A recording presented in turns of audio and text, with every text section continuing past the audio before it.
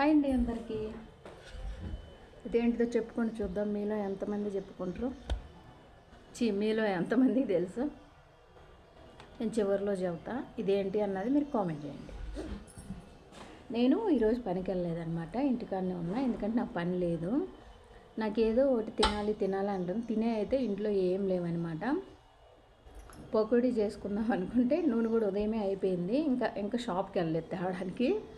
అయితే నాకు ఏం అర్థం కాలేదు. ఒక ఎర్రగడ్డ, ఇంత కొత్తిమీర ఉంటే అవి రెండు కోసి, ఇంత శనగపిండి ఉంటే దాంట్లో వేసి దోసపిండిలాగా కలిపిన మొత్తం మేము కలపటానికైతే. కలిపినా కానీ దాన్ని ఏం చేయాలో నాకు అర్థం కాలేదు. పెనం మీద పోసిన, మనము గోధుమ పిండి దోశ వేసుకుంటాం కదా అలాగా, కొంచెం చక్కెర కొంచెం ఉప్పు వేసినాను అనమాట దీంట్లో. అలాగా వస్తే దోశలాగా వస్తే తినొచ్చు, లేదంటే కోడిగుడ్లాగా ఏ పైన సరే నా నోటి దోలు తీరవాలనుకున్నా ఈరోజు. కానీ శనగపిండితో దోశ ఇంత బాగా వస్తుందని నిజంగా నాకు తెలీదు. ఏగలు కూడా నాకు దాపరించినాయి. దోశ నచ్చింది అట్టుంది. చాలా బాగా వచ్చింది, అస్సలు సూపర్గా వచ్చింది, పల్చగా.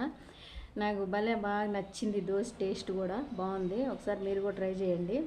నేను ఈసారి దోశ పోసేటప్పుడు వీడియో తీసి పెడతానమాట. ఇది వస్తా రాదా అన్నది నాకు తెలియదు, లేకపోతే ఈరోజే వీడియో తీసి ఉండేదాన్ని. మొత్తం నేనైతే నేను శనగపిండి దోశ తింటున్నా. ఓకేనా, బాయ్. టమాటా సాస్ అయితే చాలా బాగుంటుంది.